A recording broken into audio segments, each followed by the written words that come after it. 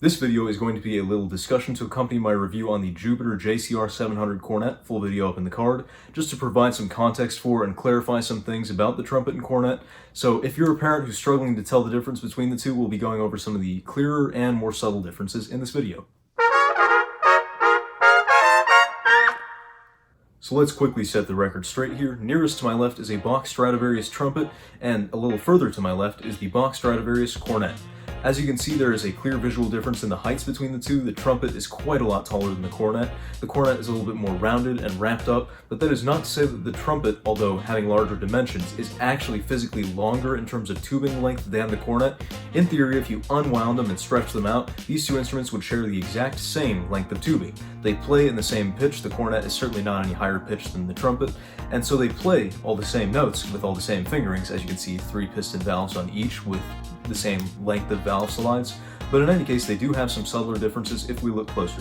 I should tack on a note at this point in the video that not every cornet is as recognizable as this Bach Stradivarius with its big elephantine bend around here and being very short compared to the trumpet. For instance, this Conn Director is a cornet, but it doesn't have any big elephantine bends, as I said, and it's actually a little bit closer to the length of a standard full-size trumpet than a cornet. But a good way to tell is by the mouthpiece that fits this receiver. So here is a trumpet mouthpiece and here is a cornet mouthpiece. They might not look radically different at first glance, but we can see the trumpet mouthpiece is quite a lot longer as a general rule of thumb. A lot of the time this part, or the shank of the mouthpiece, is going to be quite different on these two, but you can find upper parts that are the exact same dimensions as each other between trumpet and cornet so that they feel as similar as possible to play. However, if we take this cornet mouthpiece, we'll see it fits the Director receiver nicely. It fits the Stradivarius cornet receiver nicely, but if we try and drop it in the trumpet, it just wobbles around too much. Meanwhile, if you try and put a trumpet mouthpiece on a cornet receiver, it's not really going to fit at all, whereas there it fits snugly. I mentioned that a lot of cornet mouthpieces have the exact same upper part dimensions as their trumpet counterparts. That includes the inner diameter of the mouthpiece and the cup depth and such things as that, but there are cornet mouthpieces that are very different. You can see this Denis Wick is even shorter than the typical American cornet mouthpiece. It's made in the UK, and it is quite cavernous on the inside. The cup goes down much deeper, and the throat or the bore of the mouthpiece is much wider in diameter, and in general, we have some very different cornet mouthpieces here. And this starts to poke at the actual difference between cornets and trumpets from a sound perspective rather than just a visual one. You may have heard at some point that by definition the cornet is a darker, mellower cousin of the trumpet, and that is to some extent true in many cases, but there are several factors with varying degrees of influence at play. The trumpet, shown here, is what we refer to as a cylindrical brass instrument. While there is a little bit of expansion in the tubing along the lead pipe, a lot of this tubing stays a very constant diameter throughout the instrument, throughout the whole tuning slide section and valve section, and around the bell section, all the way to here or so. The tubing is more or less constant diameter, and then it very gradually starts to grow through here. We can see a little bit more visually apparent expansion around here, not terribly much, and then it flares out in a large bell. The cornet, by definition, should have more conical tubing, or cone-shaped essentially. We can see it starts out even smaller than on the trumpet and expands quite a lot through the tuning slide section here.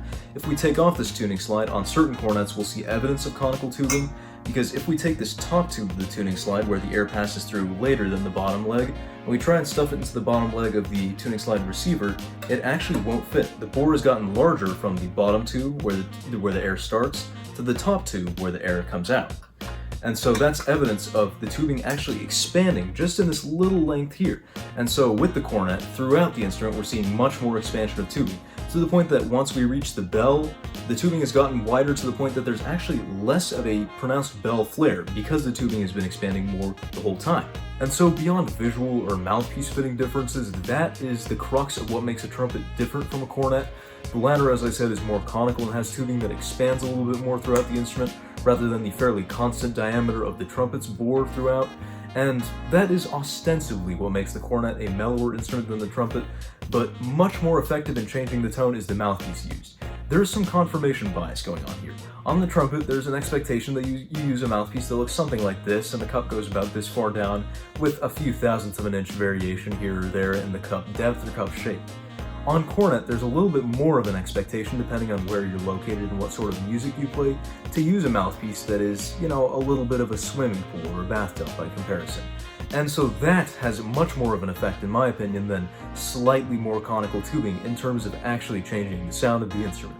And on the topic of confirmation bias, there is a pretty substantial difference, if you play the two correctly, in the approach between the trumpet and the cornet at an advanced level of playing.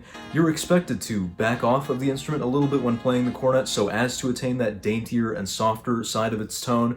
Even if you're using a fairly shallow mouthpiece, you're expected to use that a little bit more of that light approach to the instrument so that you can really capitalize on the cornet sound as opposed to the trumpet sound. And so it takes all of these factors working together in harmony. You know, warmer air and that slightly lighter approach to playing, and sometimes a deeper mouthpiece, and slightly more conical tubing, admittedly, in order to attain the cornet sound and differentiate it enough from the trumpet sound in certain settings. Now keep in mind that for the purposes of beginning band, these two instruments are essentially put on equal footing and on an equal plane. There really isn't a significant difference in the way the two are taught, and that's, you know, partially a good thing and partially a bad thing. In my opinion, at an advanced level they should be differentiated, but there's merits to having them essentially be the same thing in beginning band. The cornet is basically a version of the trumpet that allows smaller students to hold it closer to them and not worry about, you know, falling over from the top heaviness of the trumpet, because when you're 10 years old, your arms really aren't that long, and a lot of the time, especially for a kid of my size when I was 10 years old, starting out on a cornet really helps to facilitate a healthy bell angle. If the instrument is too top heavy, it tends to sag in the arms. That's what happens to a lot of young trombone players who learn to play at the floor. And so the cornet is really helpful in that regard. And I should mention, you cannot start a student out on a bird bath mouthpiece like this one.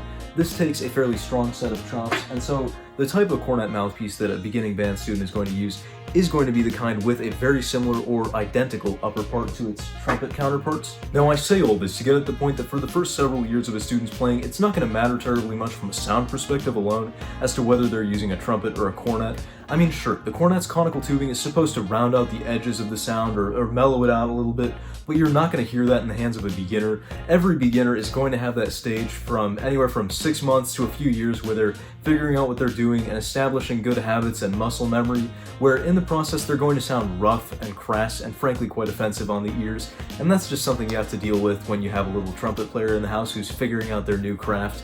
So the cornet is not going to sound or be played too differently in beginning band. It's mostly just to bring the center of gravity of the instrument closer to young students' bodies so that it's not too top heavy for them, and it does well in that regard. But keep in mind that several years down the road, when the student has a private instructor and a decent set of chops and a discerning enough ear to kind of know different sounds and timbres and a little bit of motivation to learn on their own, it does help once they've picked up and gotten experience in one to start picking up and dabbling in the other.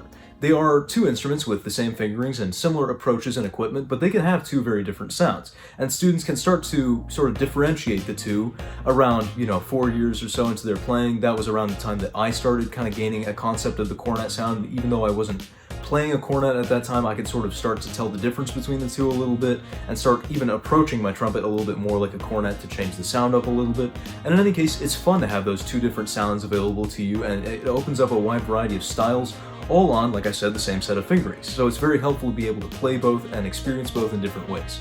In any case, that has been the trumpet versus the cornet. I hope you've enjoyed this video and learned something in the process. If you have, make sure to leave a like and a comment down below. If you're new around here or find that you haven't subscribed, consider subscribing down below as well. It's a small gesture with a huge impact on the channel. It lets me know that you like this type of content, and it keeps me making it for you. In any case, this has been the trumpet versus the cornet once again. Thanks so much for watching, and until next time, we'll see you on the flip side.